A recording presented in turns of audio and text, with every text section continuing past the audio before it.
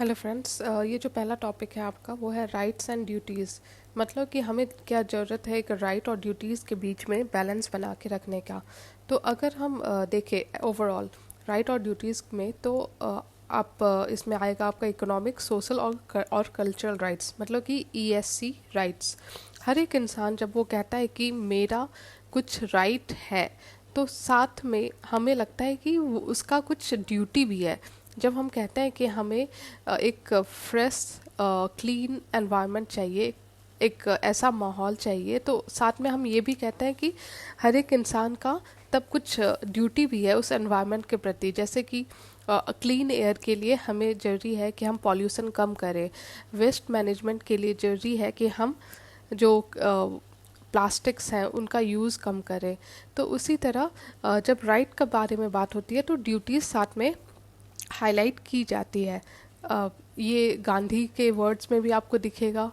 जब कांट का आप फिलॉसफी पढ़ोगे एथिक्स में, तब भी ये बात दिखेगी।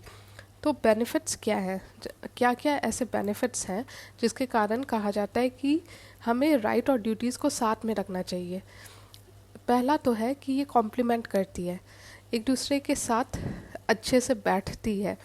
अगर जैसे कि मीडिया कहता है कि हमें right to freedom of speech है, तो साथ में मीडिया को ये भी समझना पड़ेगा कि उनकी ड्यूटी है कि हमारे प्राइवेसी का, सेफ्टी का ध्यान रखना।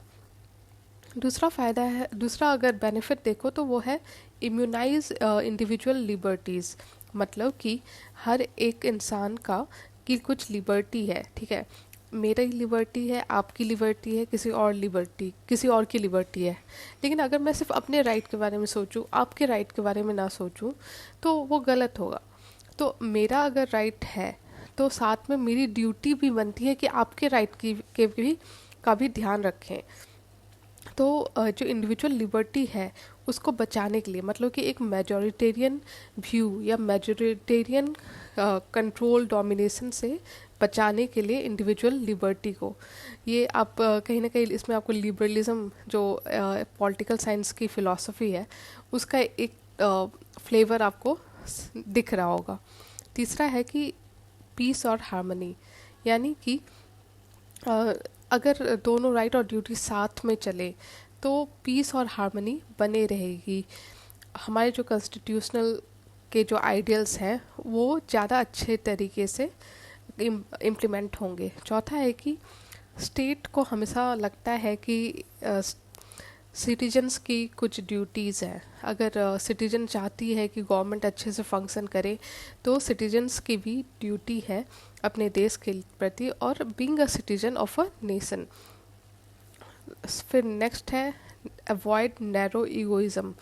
मतलब कि जैसा मैंने कहा कि मेजॉरिटी व्यू के बजाय इंडिविजुअल लिबर्टी पे भी ध्यान दिया जा सकेगा बेटर, ठीक है। जो सेल्फिशनेस या जो human rights as a whole, जो universal declaration of human rights है, वो ज़्यादा अच्छे से इम्प्लीमेंट हो सकेंगे। नेक्स्ट है कि fundamental rights can not be exercise without fundamental duties.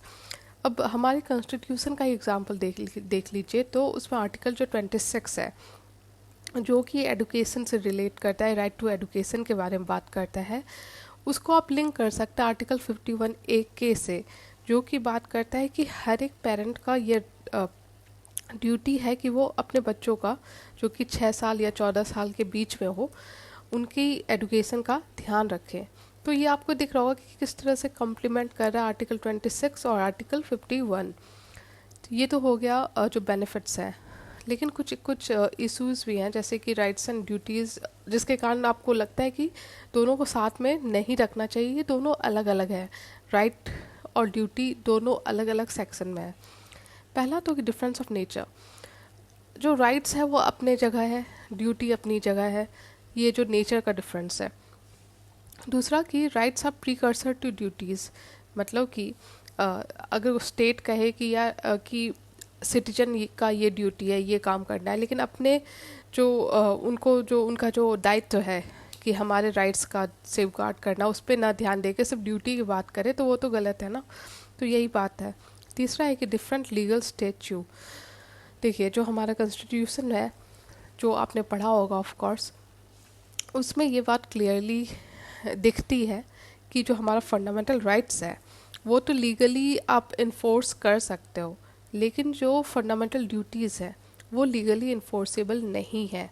वो नॉन इन्फोर्सेबल जो वर्ड है वो सही बैठता है उसके लिए, क्योंकि हम उसको लेके कोर्ट नहीं जा सकते कि किसी इंसान ने टैक्स पे नहीं किया या इलेक्शन में अपना वोट नहीं दिया तो वो उसके लिए वो कोर्ट में नहीं ले जाया जा सकता फॉर ड्यूटीज़। लेकिन जब हम फंडामेंटल राइट्स के बारे में बात करते हैं, जैसे right to free speech, right to assemble, right to education, तो उसके लिए कोर्ट जाया जा सकता है।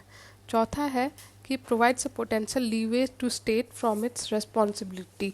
मतलब कि कई बार क्या होता है कि स्टेट ना बहाना बना देती है कि सिटीजन्स अपनी ड्यूटीज़ कंप्लीट नहीं कर रहे हैं, इसीलिए स्टेट अच्छे से फंक्शन नहीं कर रही। ये एक्सक्यूज़ है जो कि स्टेट अपने लिए बनाता है और जो कि गलत है। पांचवा है रिस्क ऑफ सबऑर्डिनेशन, यानी कि जो डेमोक्रेसी है उसमें एक fundamental unit of the constitution is an individual. तो हो सकता है कि जो कलेक्टिव विल या जो मेजॉरिटी व्यू है वो ओवर पावर कर दे किसको, तो इंडिविजुअल व्यू को या इंडिविजुअल लिबर्टी को। नेक्स्ट है वेग और सब्जेक्टिव नेचर। मतलब कि आर्टिकल 51A जो कि हमारे फंडामेंटल ड्यूटीज़ के बारे में है, जो कि स्वर्ण सिंह कमेटी के रिकमेंडेशन के बाद बनी थी, के बाद लाया गया था हमारे कॉन्स्टिट्यूशन में, वो बहुत कहीं ना कहीं आपको लगेगा कि बहुत ज़्यादा वेग है, सब्जेक्टिव है और साथ में नॉन जस्टिफाइबल होने के कारण उसमें वो क्लैरिटी नहीं दिखती है। तो ये सारे कुछ बेसिक इश्यूज हैं। तो वे फॉरवर्ड में वही होगा कि जो नेचर है उसके डिफरेंस को समझने की ज़रूरत है। तो हमें ज़रूरी है कि हम ड्यूटी और राइट को बैलेंस करके आगे स्टेप ले, गवर्नमेंट उस पर काम करे, ना कि किसी एक ही पे फोकस करे। तो इसके साथ ये टॉपिक समझ एंड होता है। आई होप आपको वीडियो अच्छा लगा हो। अगर अच्छा लगा है तो प्लीज़ लाइक कीजिए और मेरे चैनल को सब्सक्राइब कीजिए। नेक्स्ट जो वीडियो होगा उसमें हम लोग डिस्कस करेंगे enforcement of fundamental duties. Thank you.